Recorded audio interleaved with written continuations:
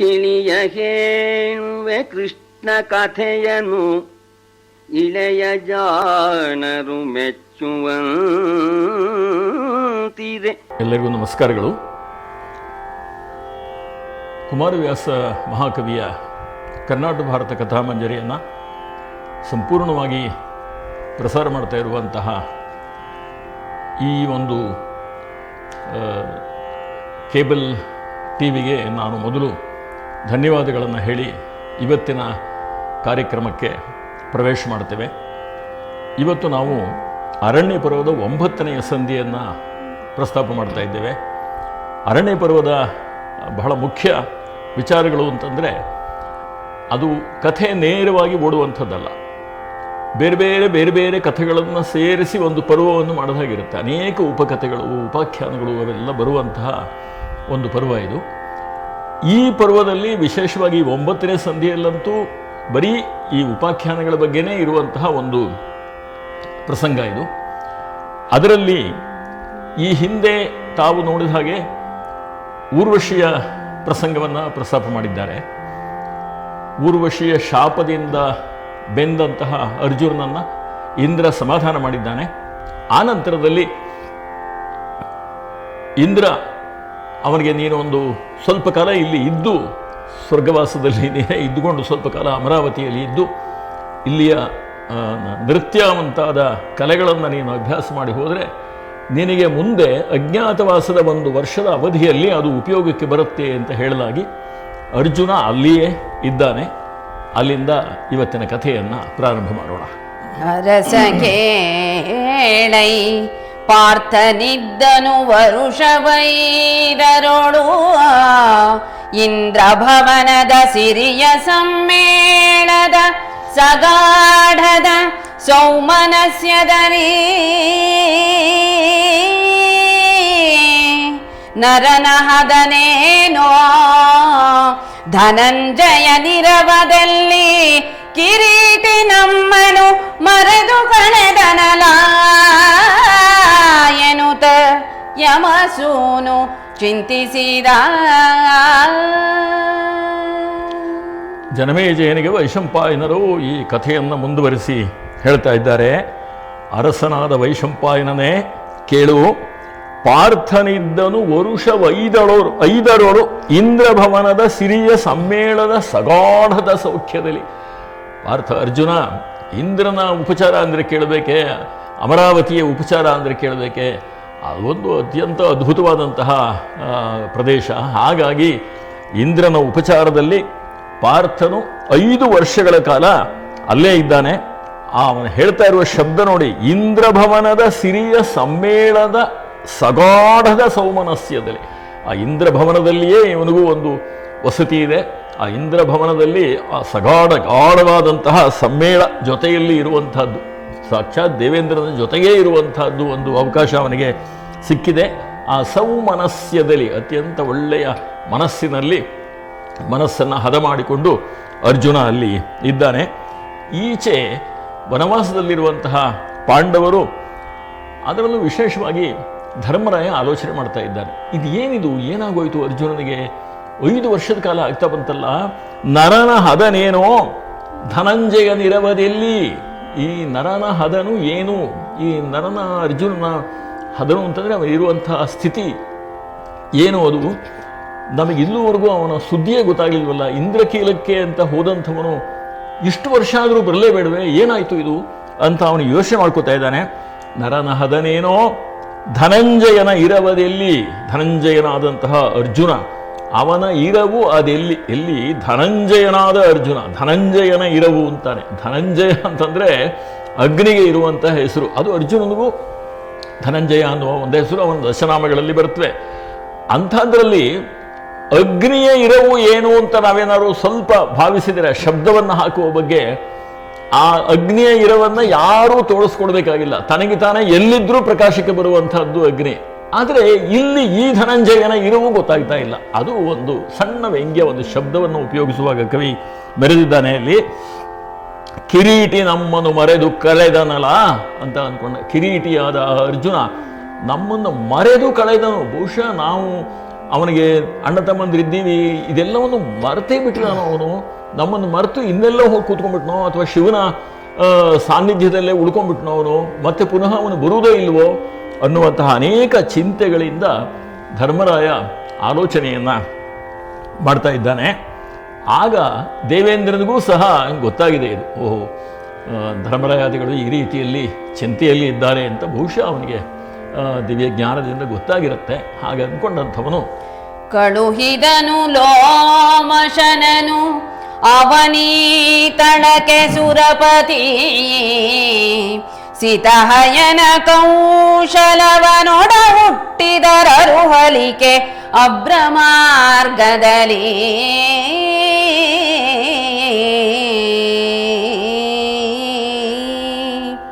ಇಳಿದನ ಮುನಿಪತಿ ಧರಿತ್ರಿ ತಳಕೆಯೇ ಕಾಮ್ಯಕ ನಾಮವನದಲ್ಲಿ ತಳಿರಗೂಡಾರದಲ್ಲಿ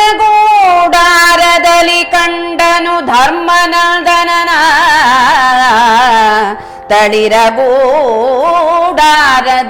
ಕಂಡನು ಧರ್ಮನಂದನನ.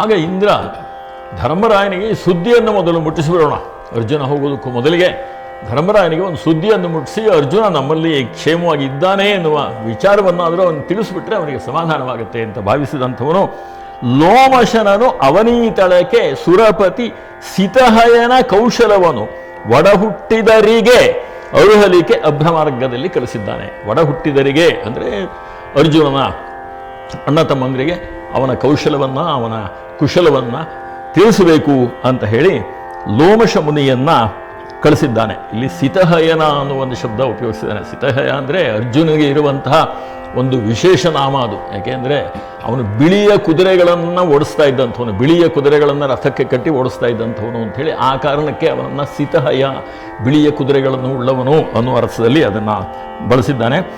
ಒಡಹುಟ್ಟರಿಗೆ ಅರುಹಲಿಕೆ ಅಭ್ರಮಾರ್ಗದಲ್ಲಿ, ಆಕಾಶ ಮಾರ್ಗದಲ್ಲಿ ಈ ಲೋಮಶ ಮುನಿಗಳನ್ನು ಕಳಿಸಿದ್ದಾನೆ.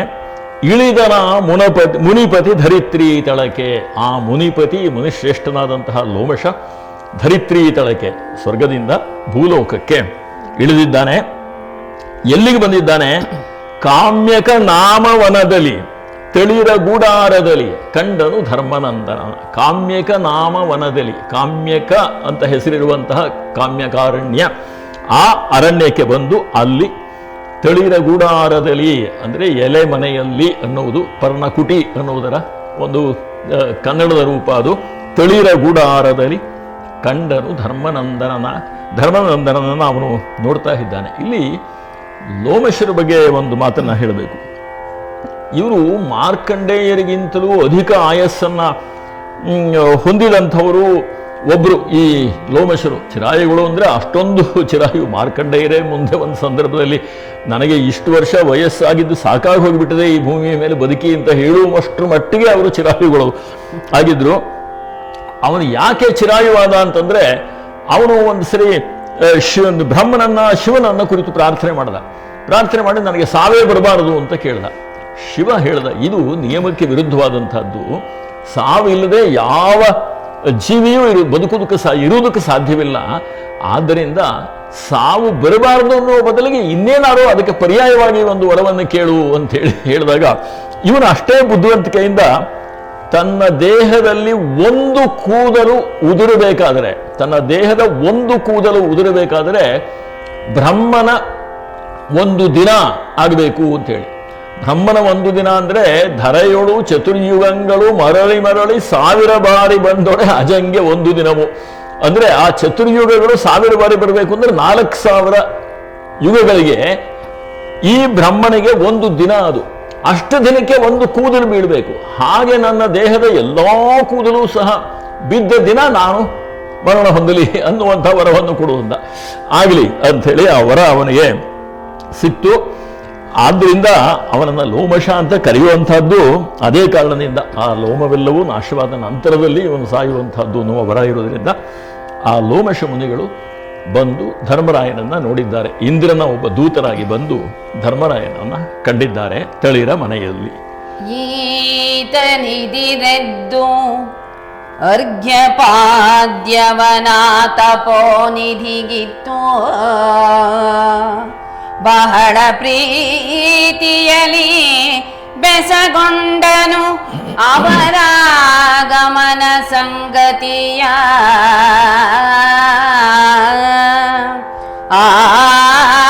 ಆತನು ಅಮಲ ಸ್ವರ್ಗ ಸದನ ಸುಖಾತಿಶಯವನು ತಿಳುಹಿದನು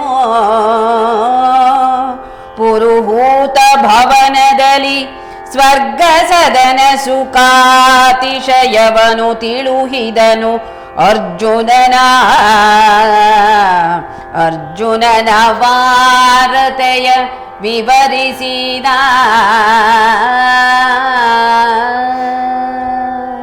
ಯಾವಾಗ ಲೋಮಶ ಮುನಿಗಳು ಬಂದರು, ಧರ್ಮರಾಯ ತಕ್ಷಣ ಎದ್ದು ಇದಿರೆದ್ದು ಅರ್ಘ್ಯಪಾದ್ಯವನ್ನು ಆ ತಪೋನಿಧಿಗೆ ಕೊಟ್ಟ. ಅರ್ಘ್ಯಪಾದ್ಯ ಆಸನಾದಿಗಳು ಮುಂತಾದ ಅತಿಥಿ ಉಪಚಾರಗಳನ್ನೆಲ್ಲ ಮಾಡಿ ಆತಿಥ್ಯವನ್ನು ಕೊಟ್ಟ.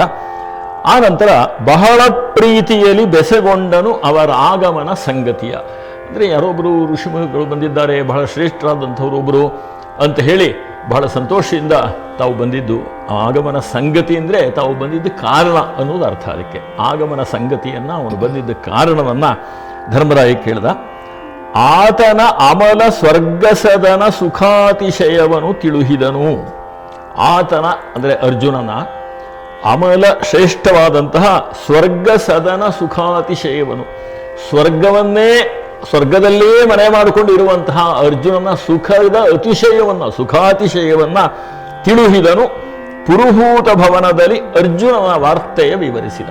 ಪುರುಹೂತ ಭವನದಲ್ಲಿ ಅಂದರೆ ಪುರುಹೂತ ಅಂದರೆ ದೇವೇಂದ್ರ, ಅವನ ಭವನದಲ್ಲಿ ಅರ್ಜುನ ಹೇಗೆ ಆಗಿದ್ದಾನೆ, ಅವನು ಯಾವ ರೀತಿಯಲ್ಲಿ ಕುಶಲವಾಗಿದ್ದಾನೆ, ಎಷ್ಟು ಚೆನ್ನಾಗಿ ಕಾಲವನ್ನು ಕಳಿಸಿದ್ದಾನೆ, ಅನೇಕ ದೈವ ವಿದ್ಯೆಗಳನ್ನು ಕರಗತ ಮಾಡಿಕೊಳ್ತಾ ಇದ್ದಾನೆ, ಈ ಎಲ್ಲ ವಿಚಾರಗಳನ್ನು ವಿವರವಾಗಿ ಲೋಮಶ ಮುನಿಗಳು ಧರ್ಮರಾಯನಿಗೆ ತಿಳಿಸಿ ಹೇಳಿದ್ದಾರೆ. ನುಡಿ ನುಡಿಗೆ ಸುಕ್ಷೇಮ ಕುಶಲವನು ಅಡಿಗಡಿಗೆ ಬೆಸಗೊಂಡು ಪುಳಕದ ಗುಡಿಯ ಬೀಡಿನ ರೋಮ ಪುಳಕದ ಪೂರ್ಣ ಹರುಷದಲ್ಲಿ ಪೊಡವಿಯಧಿಪತಿ ಬಳಿಕ ತೊಡಲಿದನು ಅಡವಿಯ ಪೊಡವಿ ಅಧಿಪತಿ ಬಳಿಕ ತೊಡಲಿದನು ಅಡವಿಯ ತೀರ್ಥಯಾತ್ರೆಗೆ ಮಡದಿ ನಿಜ ಪರಿವಾರವನಿ ದೇವಕುಲ ಸಹಿತ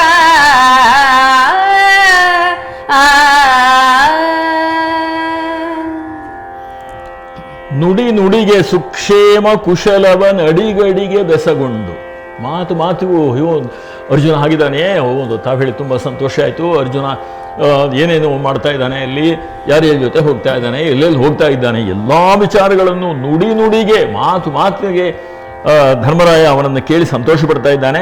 ಸುಕ್ಷೇಮ ಕುಶಲವನು ಅಡಿಗಳಿಗೆ ಬೆಸಗೊಂಡು ಅದನ್ನು ಕೇಳ್ತಾ, ಅವನನ್ನು ಆ ಋಷಿಗಳನ್ನು ಕೇಳ್ತಾ, ಪುಳಕದ ಗುಡಿಯ ಬೀಡಿನ ಅಂದರೆ ಮೈಯೆಲ್ಲ ಪುಳಕಿತಗೊಂಡು ಬಿಟ್ಟ, ತುಂಬ ಸಂತೋಷವಾದಾಗ ಹಾಗಾಗುವಂತಹದ್ದು. ಮೈಯಲ್ಲೆಲ್ಲ ಪುಳಕಾಂಬು ಬರುವ ರೀತಿಯಲ್ಲಾಯಿತು. ಅವನ ಮೈಮೇಲಿನ ಕೂದಲುಗಳು ಸಹ ರೋಮ ಪುಳಕದ ಪೂರ್ಣ ಹರುಷದಲ್ಲಿ ಕೂದಲುಗಳು ಸಹ ನಿಮಿರಿ ನಿಂತುಬಿಟ್ಟು ಅವನಿಗೆ ಅಷ್ಟೊಂದು ಸಂತೋಷವಾಗಿ ಹೋಯಿತು ಅರ್ಜುನನ ಇರವನ್ನು ಕೇಳಿ. ಅದು ದೇವೇಂದ್ರನ ಸಂಗಡ ಇದ್ದಾನೆ ಅಂತ ಅಂದು ಕೂಡಲೇ ಎಷ್ಟು ಸಂತೋಷವಾಗಿ ಹೋಯಿತು ಧರ್ಮರಾಯನಿಗೆ.